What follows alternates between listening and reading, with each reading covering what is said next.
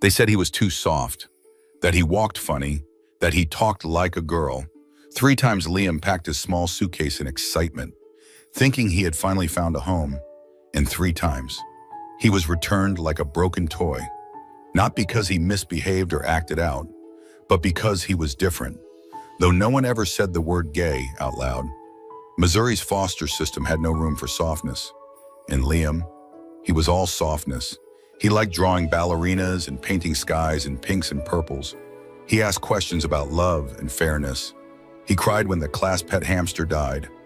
His world was one of colors and feelings, but the world around him had no patience for either. One winter, when Liam was about 12, a couple showed up at the group home. They brought warm gloves, picture books, and the kind of smiles that make kids believe in miracles. Liam instantly felt drawn to them. They were two menkind, gentle and clearly in love, and Liam sat between them, talking about art and dreams, his eyes shining. For a brief moment, he imagined a home where he could just be himself, but the paperwork never came. The visit was never followed up. Weeks later, Liam overheard whispers from the staff. That couple denied. 2 men raising a boy like Liam too risky, too confusing. That day, something shifted in him. Not anger, he was too tender for anger, but something quieter, heavier. He stopped asking questions. He kept his drawings to himself. He learned to fold parts of himself away, neatly and silently, just to survive. Still, time moved on. Liam aged out of the system with no family, but one dream to become an art teacher. It felt like a quiet rebellion. He would build the kind of space he never had, a classroom where being soft wasn't wrong, where boys could draw ballerinas if they wanted. And so, he did. He worked nights, took scholarships, skipped meals. Years later, Liam stood in front of a chalkboard at a small elementary school, sunlight streaming through the windows. On the shelves sat jars of paint, broken crayons, and brushes worn down by tiny hands. And in the middle of that came, Liam smiled, not because he had forgotten the pain, but because he had found a way to grow something beautiful from it. He volunteered often, especially at shelters and group homes, not because he was trying to fix anyone, but because he understood the silence in their eyes. It was the same silence he once wore like a second skin. One Saturday morning, he walked into a local foster center to lead a mural painting activity. Kids scattered, dipping brushes into paint, giggling as they made messes on the wall. Liam laughed too until he noticed one boy in the corner, sitting still, drawing carefully on a loose sheet of paper. The boy's name was Julian. He didn't look up. He didn't smile. But Liam saw something in the way his fingers moved across the page. Not just talent, not just focus, but a quiet ache he knew too well.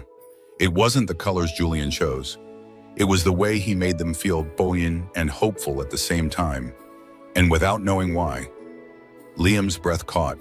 He had seen that look before, in the mirror, many years ago. And for the first time in a long time, Liam felt the past stirring not to haunt him, but to lead him somewhere unexpected. If you believe stories like this deserve to be heard, follow Heart Stories for more powerful journeys of healing and human connection. Julian never spoke unless spoken to. Even then, his replies came in whispers, carefully measured like someone expecting every word might cost him something. The staff introduced him without enthusiasm. He's been here a while, as if that explained the heaviness he carried. But Liam knew better. Time doesn't just pass in places like this. It etches itself into your bones. Over the next few weeks, Liam kept returning to the center. Officially, he was there to guide the children in painting a mural, an ambitious piece covering the back wall of the main activity room. But unofficially, he kept coming back for Julian. The boy always sat in the same corner, slightly behind the others, watching before acting, painting only after others had stopped. His colors were muted, but his lines were deliberate, confident. He drew faces with eyes too old for their age and landscapes that bled emotion. Liam never asked personal questions. He remembered how awful it felt to be prodded by adults pretending to care. Instead, he shared stories about mistakes he made as a kid, things he loved, the silly reason why he always painted trees with blue leaves. Slowly, Julian began to listen. Then one day, without a word, Julian stood beside Liam at the mural wall and painted a single blue leaf. That was the beginning. Bit by bit, the silence between them softened. Julian began to show Liam his sketchbook spirals of boys dancing, mermaids crying, princes wearing flower crowns. Liam saw more than talent.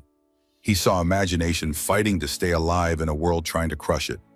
One afternoon, as the session wrapped up, a social worker raised her voice. Julian had drawn a boy in a pink wedding dress. The sketch wasn't crude or mocking, it was delicate, detailed, and dreamlike. But the staff didn't see that.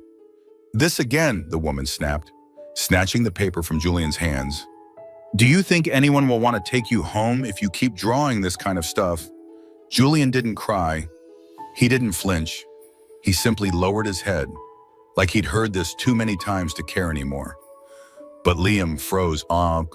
That sentence, that tone, that same cold, biting dismissal, he knew it too well. It transported him back to a time when he had shown a painting of two princes holding hands and was told it was unacceptable. He stepped forward, calm, but with a firmness that couldn't be ignored. "Julian's drawings are beautiful," he said. "You don't have to understand them to see that." The room went silent. Later that day, Liam sat in his car, hands shaking. He stared at the application form he had quietly picked up on his last visit, prospective foster parent application. He had filled in every line, except the signature. He hadn't planned to submit it, not really. He was 32, single, and openly gay. He still remembered being denied the right to be someone in his family once. But seeing Julian being torn down for expressing himself was a line he couldn't ignore. That night, Liam signed the form. The process moved slowly. Psychological evaluations, home visits, endless paperwork. But Liam was patient. For the first time, it wasn't about the pain he'd lived. It was about stopping that pain from taking root in someone else. By the end of the month, he was finally permitted to take Julian out for supervised outings. They went to art museums, toy stores, bookstores, sometimes just for ice cream. Julian rarely smiled, but he began to walk closer to Liam. He began to draw boys in capes and wings. He began to ask questions, not about the world, but about Liam. One rainy afternoon, as they painted together, Julian paused and asked softly, "Were you like me when you were little?" Liam didn't answer with a speech. He simply nodded. Julian didn't push further. He just looked down at his sketch pad, erased something, and started again. It was the first time Liam noticed that the boy in the drawing had Liam's eyes.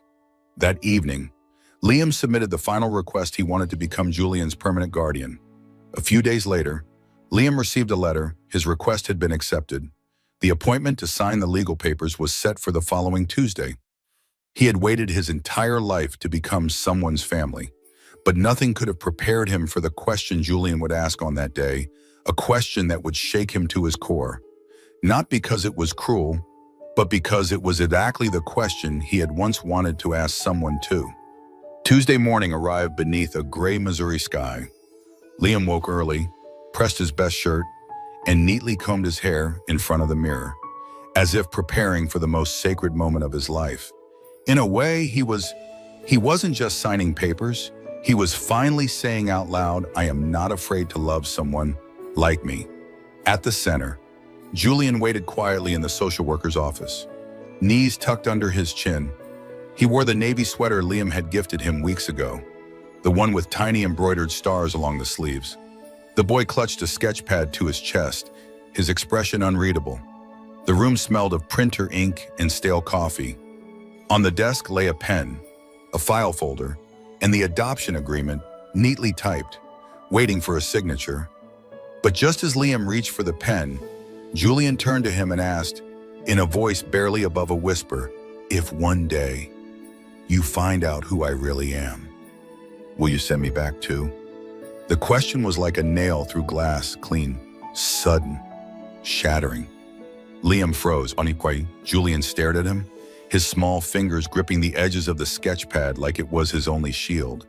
His voice didn't tremble, but his eyes betrayed him, full of dread, full of memories no child should carry. Liam lowered the pen slowly. "What do you mean it?" he asked gently, though a deep part of him already understood. Julian's throat moved as he swallowed. He spoke without looking up. "They say I'm not a real boy, that if someone keeps me too long, I'll become weird, broken. They say I pretend too much, that I'll grow up into something people don't want in their homes." He looked up then, and Liam felt his breath catch. That expression, it wasn't just fear, it was preemptive rejection, like the boy had already prepared for the moment Liam would walk away. And the worst part, Liam knew that feeling, intimately. Years ago, he had sat in a room just like this one, across from a man who had promised to adopt him, only to later call the agency and withdraw after finding a rainbow pin hidden in Liam's backpack. Julian blinked rapidly. "If I tell you I don't feel like a boy sometimes, or I like dressing like a princess, will you tear up the paper too?" The silence that followed wasn't awkward. It was sacred, heavy with history, with pain passed down like an heirloom between generations of children told they were wrong for simply existing. Liam pulled his chair closer. "Julian," he said quietly, "I don't want to raise a perfect kid. I want to raise a kid who knows he's safe to be whoever he is today, tomorrow, 10 years from now." Julian's bottom lip quivered. "But what if I'm not like the other boys?" "Neither am I," Liam replied, with a half smile that carried both pain and pride. "And that's why I see you." Julian said nothing, but his arms slowly lowered, and he opened his sketch pad. Inside was a drawing of a small boy in a crown, arms outstretched, surrounded by storm clouds. Above him, painted in shimmering watercolor, was a man holding an umbrella over the boy's head, sheltering him not from the rain, but from the words being hurled like arrows. "That's you," Julian whispered. "I drew this last night." Liam felt something rise in his chest, a knot of grief, wonder, and fierce love. He reached across the table, placed his hand gently on Julian's, and said the only thing that mattered, "I'm not going anywhere." The social worker cleared her throat softly, glancing at the time, but Liam didn't move. He sat beside Julian until the boy's breathing calmed, until the tremble in his fingers faded. Then, without further ceremony, Liam signed the papers. No applause, no dramatic music. Just a boy who had asked the scariest question of his life, and a man who chose to stay. Later that day, as they walked out together, Julian slipped his hand into Liam's. A small gesture, but for Liam, it felt like reclaiming something he'd lost a lifetime ago. That night, Julian moved into Liam's small apartment. They had pizza on the floor and painted stars on the ceiling with glow-in-the-dark stickers. At bedtime, Julian asked if he could keep the light on, not because he was afraid of the dark, but because, as he said softly, "I don't want this to feel like a dream." Liam sat beside him, brushing a hand through Julian's hair. "It's not a dream," he said. "It's just the beginning." What neither of them knew yet was that their story had begun much earlier than today, and the truth about that would come sooner than either expected. It was a quiet Sunday afternoon when the past gently tapped on Liam's shoulder. Julian was in his room, curled up in a blanket fort, sketching a comic strip about a superhero who wore lipstick and saved children with paintbrushes. Liam stood in the hallway, watching from a distance, not to interrupt, but to memorize. There was something sacred about seeing a child safe enough to be free. He turned away and walked to his small closet, a wave of something nostalgia. Maybe longing urged him to pull down a weathered cardboard box he hadn't opened in years. Inside were scattered remnants of a past he had tried to survive more than remember. Old journals, faded letters, a printout of an online article someone had written about the gay boy who painted fairy tales into reality. And at the very bottom, wrapped in a yellowed envelope, was a CD. Liam smiled faintly. It was a video, a recording of his interview at a community youth program when he was just 17. They had asked him what his dream was. He remembered what he said. He had said it with trembling lips and a voice still full of hope. "I want to be adopted. Even if I'm gay, even if people think I'm not the right kind of son, I want someone to look at me and say, 'I'll take you home.'" His throat tightened. He walked back to Julian's room, peeked in and asked softly, "Want to watch something old with me?" Julian looked up, curious. Together they sat on the worn couch. Liam placed the CD into the laptop. The screen flickered, and then, there he was, a boy with eyes too large for his face and a voice just barely steady, speaking with all the courage he had left in him. Julian didn't move. His eyes were glued to the screen. The boy on the video continued, "One day, if I'm lucky, I'll be an art teacher, and maybe I'll meet a kid who reminds me of myself, and I'll tell him he doesn't have to hide." Liam glanced sideways. Julian was gripping the couch cushion tightly. Then came the whisper. "That's you," Julian said, his voice cracking. Liam nodded. It was a long time ago. Julian slowly reached under the couch and pulled out an old tablet, the screen covered in fingerprints and scratches. He opened the photo gallery. Dozens of screenshots filled the screen, paused frames of Liam's face, quotes written in messy handwriting, fan art of the boy in the video, drawn with crowns and shields. "I watched this every time I thought I couldn't make it," Julian confessed, eyes shining. "I didn't know your name. I just called you the boy who didn't give up." Liam felt his chest cave in, but not from sadness, from awe. From the impossible grace of being the person you once needed, for someone who once needed you. "I never thought I'd meet you," Julian added. Liam reached over and pulled Julian close. "Neither did I." The silence that followed was not empty. It was full of everything that had gone unsaid for years, full of gratitude, full of recognition. Julian whispered, "So maybe I was never really alone." "You weren't," Liam said. "You just hadn't found me yet." They sat there long into the evening, until the sky outside turned a deep indigo. Later, Liam tucked Julian into bed, kissed his forehead, and said, "Tomorrow, we'll paint the hallway. You can choose the colors." Julian smiled. "Pink and gold." "Perfect." But just as Liam reached to switch off the lamp, Julian sat up suddenly. "There's something else." Liam paused. Julian slid a thin folder out from under his pillow. It was his personal file copies of placement histories, evaluations, failed adoption attempts. He handed it over, eyes searching Liam's face.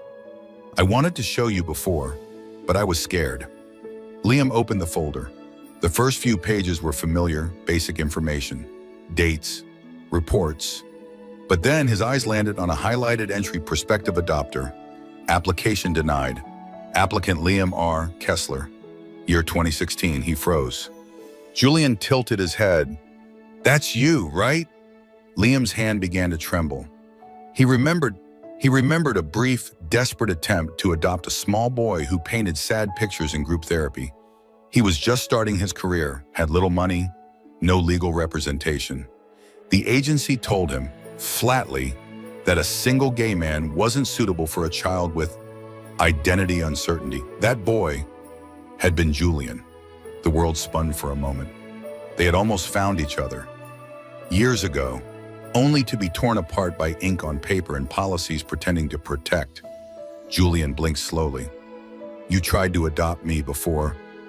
I didn't know it was you," Liam whispered. "But yes, I tried." Julian's lip quivered. "Why didn't they let you?" Liam wrapped his arms around him and whispered, "Because they were wrong. But they can't stop me now." The past hadn't been lost. It had only been delayed. And now, it had come home. The next morning, sunlight filled every corner of Liam's apartment, dancing across the walls like it, too, was celebrating something. Julian stood barefoot in the hallway, holding two paint rollers almost too big for his hands. The pink and gold cans were already open, their colors gleaming like small rebellions. They painted side by side in comfortable silence. Occasionally, Liam would reach down to help even out a corner, and Julian would giggle, purposely smearing a streak of pink on Liam's elbow. Their laughter echoed down the hall, not loud, not theatrical, but real, full of release, full of beginnings. At lunch, they sat on the floor eating grilled cheese and tomato soup, surrounded by paint fumes and drop cloths. Liam glanced at Julian, who was staring out the window with a soft, thoughtful gaze. "Do you know what this wall used to be?" Julian asked. Liam shook his head. "A list of rules," Julian replied. "Be quiet, be polite, don't cry, don't draw dresses, don't be weird. I wrote them down in my head every day, so no one would send me back again." Liam put his bowl down. "And now," Julian turned, smiling, "now it's mine." That evening, they returned to the adoption center, not for more paperwork, but to say goodbye. Julian wanted to walk through the halls one last time, not as a case file, but as someone leaving by choice. The staff gathered awkwardly. Some offered forced congratulations. Others, genuinely moved, asked for hugs. The social worker who once scolded Julian handed over his final file without a word. On the cover, Liam noticed the new stamp, "Permanent Guardian Confirmed." Julian clutched Liam's hand as they exited the building. Outside, a soft rain had begun to fall, but neither reached for an umbrella. "Want to know a secret?" Julian asked. Liam nodded. "I thought I'd always be temporary," the boy said. "But now I think maybe I was just waiting for the right door." Liam smiled through misty eyes. "You didn't find a door," he whispered. "You built one." That night, Julian asked to see the video one more time. The boy on the screen, trembling, dreaming, had once begged for someone, anyone, to choose him. But now, sitting beside Julian, with the walls around them shining in new colors, Liam realized something. He hadn't just been chosen by him. He had become the home he once needed, before bed. Liam placed something on Julian's nightstand, a frame, holding a single sentence in bold, painted letters, "You never needed to be anyone else." Julian stared at it for a long time, then whispered, "I think I can sleep with the light off now." Liam nodded. "I'll be just outside." As he turned to leave, Julian's voice stopped him. "I love you too," he said, barely audible. Liam didn't look back. "I know," he replied, and for the first time in a life full of doubt and delay, the words didn't feel borrowed. They felt like home. Have you ever met someone who reminded you of your younger self and made you want to protect them? Follow Heart Stories for more powerful stories of healing, unexpected family, and the kind of love that breaks cycles.